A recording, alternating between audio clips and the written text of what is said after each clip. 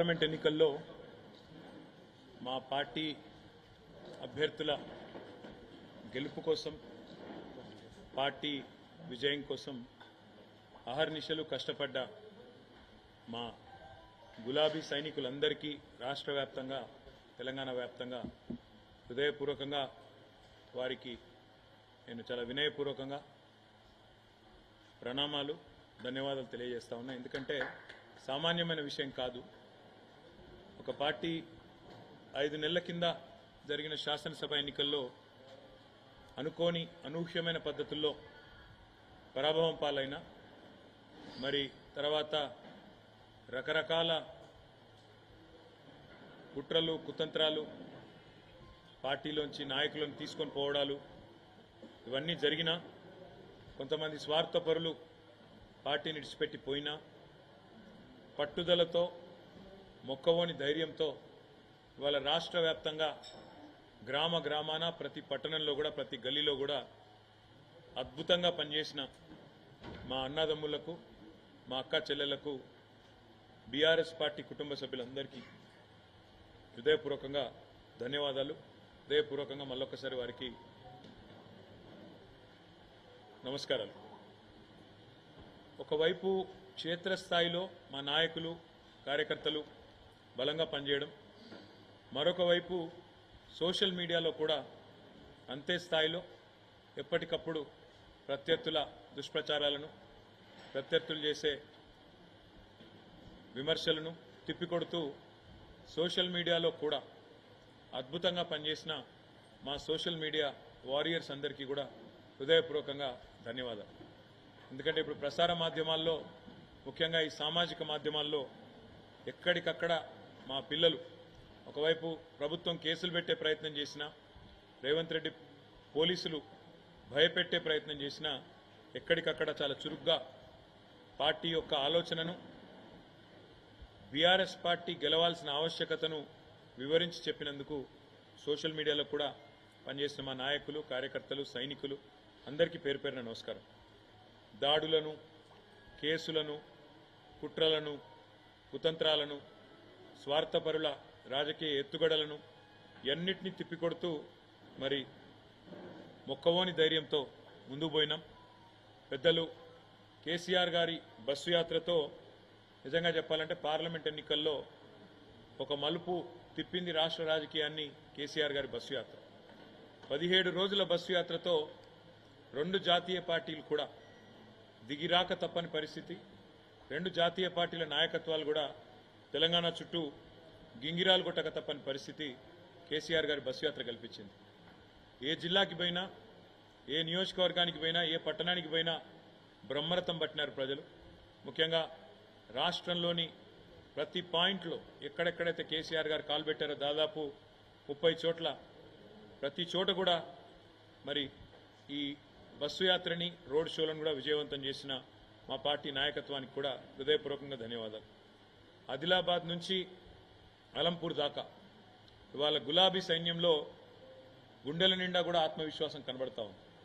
తప్పకుండా 2 జాతీయ పార్టీలకు కూడా ముచ్చెమటలు పట్టించినాం. మొత్తం క్యాడర్ నుంచి లీడర్ల దాకా అందరిలో కూడా స్పష్టమైన ఒక విశ్వాసం, స్పష్టమైన ఒక నమ్మకం. పార్టీ 10 కాలాల పాటు చల్లగా ఉంటుందనే ఒక ధైర్యం, ప్రజల నుంచి వచ్చిన ఆదరణ చూసిన తర్వాత ఒక పూర్తి స్థాయి స్థైర్యం ఏదైతే పెరిగిందో, ముఖ్యంగా కేసీఆర్ గారి పోరుబాటకు జనం నుంచి వచ్చిన స్పందన చూసిన తర్వాత బ్రహ్మాండంగా మరి కార్యకర్తల్లో గొప్ప ఉత్సాహం, కొత్త జోష్ కూడా వచ్చింది.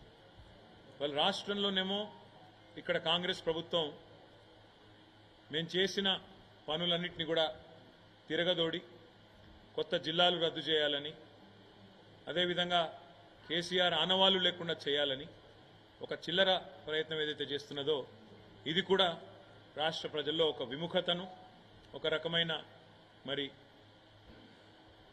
ప్రభుత్వం పట్ల వ్యతిరేకతను పెంచిందని చెప్పి కూడా మేము అనుకుంటా ఉన్నాం.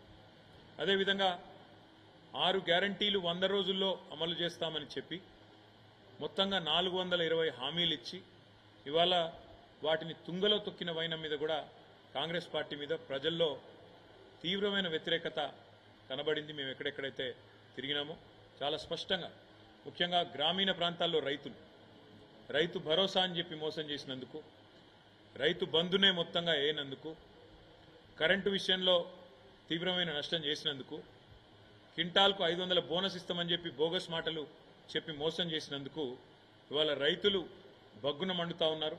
తప్పకుండా ఆ వ్యతిరేకత అనేది ఓట్ల రూపంలో కనబడుతుంది గ్రామీణ ప్రాంతాల్లో అని చెప్పి మేము అనుకుంటా ఉన్నాం. రుణమాఫీ కూడా ముఖ్యమంత్రి గారు స్వయంగా తారీఖులు చెప్పి మళ్ళీ మాట మార్చిన విధానం, తేదీలు మార్చిన విధానం, దేవుళ్ళ మీద ఎన్ని ఓట్లేసినా ఒక నమ్మలేని పరిస్థితిని కాంగ్రెస్ పార్టీ పట్ల తీసుకొచ్చిన మాట కూడా వాస్తవం. రైతాంగం అంతా ఒకటే అనుకున్నారు, కేసీఆర్ ఉన్నప్పుడే బాగుండే, అందుకే ఈ ఎన్నికల్లో కర్రుగాల్చి వాత పెట్టాలనుకున్నారు, పెడతారని చెప్పి కూడా నేను బలంగా నమ్ముతా ఉన్నాను. రాష్ట్రంలోని మా ఆడబిడ్డల్లో కూడా కాంగ్రెస్ పార్టీ పట్ల తీవ్రమైన వ్యతిరేకత కనబడ్డది.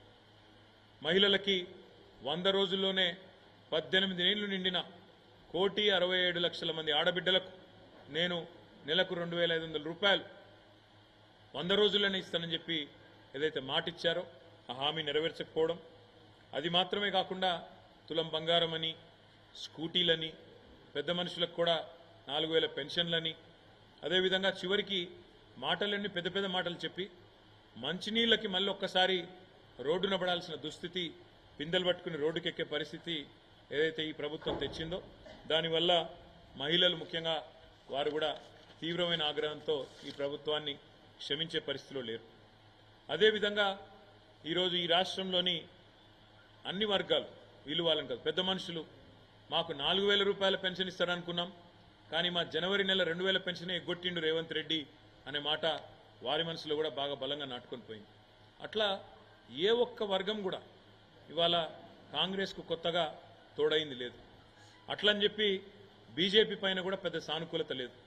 10 ఏళ్లలో ఏమీ చేయని బీజేపీ 10 ఏళ్లలో 4 ఎంపీలను గెలిపించినా ఏమీ జరగలేదు, ఏమీ చేయలేదు, వాళ్ళ వల్ల ఒరిగింది సున్నా అనే విషయం పూర్తి స్థాయిలో ప్రజలకు అర్థమైంది. అడ్డగోలుగా పెరిగిన పెట్రోల్ ధరలు, డీజిల్ ధరలు, నిత్యావసర వస్తువుల ధరలు, సిలిండర్ ధరలు ఇవన్నీ కూడా విరమైన తర్వాత మోడీ గారి ప్రభుత్వం మీద కూడా వ్యతిరేకత కనబడతా ఉంది. మేము కూడా చాలా ఆలోచనతోనే ప్రతి నియోజకవర్గంలో ఈసారి బలమైన అభ్యర్థులను, అందులో కూడా సామాజిక సమతూకాన్ని పాటిస్తూ 17 పార్లమెంటు సీట్లకు గాను 12 జనరల్ సీట్లుంటే అందులో 50% అంటే సగం బీసీ అభ్యర్థులకు కేటాయించి మరి ఒక సామాజిక సమతూకాన్ని పాటించింది, బలహీన వర్గాలకు న్యాయం చేసింది బీఆర్ఎస్ పార్టీ. అదేవిధంగా అభ్యర్థులు కూడా చాలామంది సీనియర్ నాయకులు, బలమైన నాయకులు, బ్రహ్మాండంగా గతం నుంచి కూడా కార్యకర్తలతో మంచి సంబంధాలు, పార్టీతో ప్రజలతో మంచి సంబంధాలున్న నాయకులకు మెయిన్ టికెట్లు ఇస్తే కాంగ్రెస్ పార్టీ మాత్రం చివరి నిమిషంలో వచ్చిన పారాషూట్ లీడర్లు, అందులో ముఖ్యంగా బీఆర్ఎస్లోంచి ఇతర పార్టీలోంచి ఎత్తుకొని పోయిన పారాషూట్ లీడర్లకు కాంగ్రెస్ కానీ బీజేపీ కానీ దాదాపు 6-7 చోట్ల బీజేపీ అభ్యర్థులు మా పార్టీలోంచి పోయిన వాళ్ళే, 4-5 చోట్ల కాంగ్రెస్ అభ్యర్థులు కూడా మా పార్టీలోంచి పోయిన వాళ్ళే. కాబట్టి సొంత పార్టీలోనే, వాళ్ళ సొంత పార్టీ కాంగ్రెస్లోనే వారి పట్ల విముఖత, వ్యతిరేకత కూడా స్పష్టంగా కనబడ్డది. మా అభ్యర్థుల పట్ల సానుకూలత, వారి అభ్యర్థుల పట్ల వ్యతిరేకత. మొదలు ఒక 2 నెలల కిందట అసలు బీఆర్ఎస్కు సీట్లే రావు, ఒక్క సీటు కూడా వస్తే ఎక్కువ అని చెప్పి స్వయంగా ముఖ్యమంత్రి రేవంత్ రెడ్డి ఒక్క సీటన్నా గెలుచుకొని చూపెట్టండి అన్న పరిస్థితి నుంచి ఇవాళ 2 జాతీయ పార్టీలకు ముచ్చెమటలు పట్టించే స్థితి నెల రోజుల లోపలనే తెచ్చింది మా గులాబీ దండు, మా గులాబీ సైనికులు అనే మాట కూడా నేను విజ్ఞప్తి చేస్తా ఉన్నా. కొన్ని చోట్ల కాంగ్రెస్ మాకు ప్రత్యర్థిగా ఉండే, కొన్ని చోట్ల మాకు బీజేపీ ప్రత్యర్థిగా ఉండే, కానీ మొత్తం రాష్ట్రంలోని 17 సీట్లలో అంతటా కూడా ధీటుగా పోటీనిచ్చింది మాత్రం ఖచ్చితంగా బీఆర్ఎస్ అనే మాట నేను మీకు విజ్ఞప్తి చేస్తా ఉన్నా. ఇవాళ ఒకటి మాత్రం స్పష్టం, ఢిల్లీలో కుస్తీలు, గల్లీలో దోస్తీలు. కాంగ్రెస్ బీజేపీ రాజకీయం చూస్తే ఢిల్లీలో కుస్తీ, గల్లీలో దోస్తీ అన్నట్టుగా ఇలా వ్యవహారం నడుస్తూ ఉంది. ఢిల్లీలోనేమో ఏదో కొట్లాడుతున్న యాక్టింగ్, కానీ ఇక్కడ దాదాపు 6-7 సీట్లలో ఇవాళ తెలంగాణలో కాంగ్రెస్ పార్టీ బలహీనమైన డమ్మీ అభ్యర్థులను పెట్టి ఇవాళ కరీంనగర్తో సహా, నిజామాబాద్తో సహా, అదేవిధంగా నిజామాబాద్లో డమ్మీ అభ్యర్థి నేను ఎందుకంటా ఉన్నా అంటే జీవన్ రెడ్డి గారు సీనియర్ నాయకుడే, కానీ ఆయన పోటీ చేయాలనుకున్నది కరీంనగర్ నుంచి. ఆయనను బలవంతంగా ఆయనకు ఇష్టం లేని నిజామాబాద్లో రుద్దింది కాంగ్రెస్. కరీంనగర్ అభ్యర్థి ఎవరో ఎవరికి తెలియదు. సికింద్రాబాద్ అభ్యర్థి అసలు ప్రచారం కూడా దాదాపు లాస్ట్ 10 రోజుల వరకు చేయలేదు. మల్కాజ్గిరి అభ్యర్థి ఆ ప్రాంతం కనీసం సుపరిచితం కూడా కాదు, పరిచయం కూడా లేదు. ఇట్లా 6-7 సీట్లలో డమ్మీ అభ్యర్థులను పెట్టి రేవంత్ రెడ్డి గారు మరి బీజేపీని గెలిపించడానికి కిషన్ రెడ్డి కంటే ఎక్కువ రేవంత్ రెడ్డి కష్టపడ్డాడన్న మాట నేను విజ్ఞప్తి చేస్తా ఉన్నా. అదే మాదిరిగా ఇవాళ ఒక వార్త స్పష్టంగా కనబడతా ఉంది. నేను మా నాయకులు కార్యకర్తలకు కూడా నేను చేసే విజ్ఞప్తి, వాళ్ళ దేశంలో ఈ 2 కూటమిల్లో ఏ కూటమికి కూడా స్పష్టమైన మెజారిటీ వచ్చే పరిస్థితి కనబడడం లేదు. ఇటు బీజేపీ ఆధ్వర్యంలో ఉన్న ఎన్డీఏకి కానీ కాంగ్రెస్ ఆధ్వర్యంలో ఉన్న ఇండియా కూటమికి కానీ స్పష్టమైన మెజారిటీ అయితే వచ్చే పరిస్థితి లేదు. ప్రాంతీయ పార్టీలే తమ హవా కొనసాగించబోతా ఉన్నాయి. తప్పకుండా ఏ పార్టీలైతే ఇండియాలో కానీ ఎన్డీఏలో కానీ లేవో ఆ పార్టీలకు వచ్చే సీట్లు, అందులో చాలా ప్రముఖమైన పార్టీలు ఉన్నాయి. బీఆర్ఎస్ ఉన్నది, వైఎస్ఆర్సీపీ ఉన్నది, బిజు జనతాదళ్ ఉన్నది. వీళ్ళే రేపు ప్రాంతీయ శక్తులే నిర్ణయాత్మకమైన పాత్ర పోషిస్తాయనే విశ్వాసం మాకున్నది. 5 నెలలు టైంపాస్గా నడిపింది కాంగ్రెస్ ప్రభుత్వం ఈ రాష్ట్రంలో ప్రభుత్వాన్ని. ప్రజల సమస్యల పట్ల కానీ ప్రజల అవసరాల పట్ల కానీ అవగాహన లేకుండా అన్ని చిల్లరమల్లర అంశాలు తీసుకొని కొన్ని రోజులు మేడిగడ్డ మీద టైంపాస్ పేరు మీద, కొన్ని రోజులు శ్వేతపత్రాల పేరు మీద టైంపాస్, కొన్ని రోజులు ఫోన్ ట్యాపింగ్ అని టైంపాస్, రకరకాలుగా ప్రజల దృష్టిని మరల్చడానికి చిల్లరమల్లర ప్రయత్నాలు చేసి చివరికి కొంతమంది నాయకులను మా పార్టీ వాళ్ళని గుంజుకున్నా మా క్యాడర్ మాత్రం బలంగా నిలబడ్డది. పార్లమెంటు ఎన్నికల్లో అద్భుతంగా పోరాట పటిమను ప్రదర్శించింది బీఆర్ఎస్ పార్టీ క్యాడర్. అందుకే తప్పకుండా మంచి విజయాలు కూడా మా పార్టీ మా క్యాడర్ బలం వల్ల, మా పార్టీ నాయకులు చేసిన ఐకమత్యమైన సమన్వయంతో కూడిన కృషి వల్ల మంచి ఫలితాలు సాధించబోతా ఉన్నాం. ప్రజలకు ఒక విషయం స్పష్టంగా అర్థమైంది. ఈనాడైనా ఏనాడైనా అల్టిమేట్గా బీఆర్ఎస్ పార్టీయే తెలంగాణ ప్రయోజనాలకు సంబంధించినంత వరకు శ్రీరామ రక్ష అనే మాట ప్రజలందరికీ కూడా అర్థమైంది. 2 జాతీయ పార్టీలు కూడా కేవలం సన్నాయి నొక్కులు నొక్కడానికి, విమర్శలు చేయడానికి, కేసీఆర్ గారిని దూషించడానికి, కేవలం తెలంగాణకు ఏమీ చేయకపోయినా అడ్డగోలు మాటలు మాట్లాడడానికి, అడ్డగోలు విమర్శలు చేయడానికి మాత్రమే పరిమితం. వీళ్ళ వల్ల అంతకంటే ఏమీ కాదు అనే మాట కూడా అర్థమైంది. చివరిగా నేను చేసే విజ్ఞప్తి, నేను చెప్పే మాట ఒకటే. ఇవాళ మా పార్టీ నాయకులు, మా పార్టీ కార్యకర్తలు ఎవరెవరైతే ఈ ఎన్నికల్లో అద్భుతమైన పని చేసినారో వారందరికీ ధన్యవాదాలు తెలియజేసుకుంటూనే వారికి ఇంకొక మాట కూడా నేను విజ్ఞప్తి చేస్తా ఉన్నాను. మీరు చేసిన కృషి, మీరు చేసిన ప్రయత్నం ఉత్తగానే పోదు. పార్లమెంట్ ఎన్నికల్లో మంచి ఫలితాలతో పాటు, మంచి ఓట్లతో పాటు, సీట్లతో పాటు రేపు తొందరలోనే జరగబోయే స్థానిక సంస్థల ఎన్నికలకు కూడా మీరు చేసిన పని, మీరు పెట్టిన ఎఫర్టు ఇదొక పునాది కాబోతా ఉన్నది.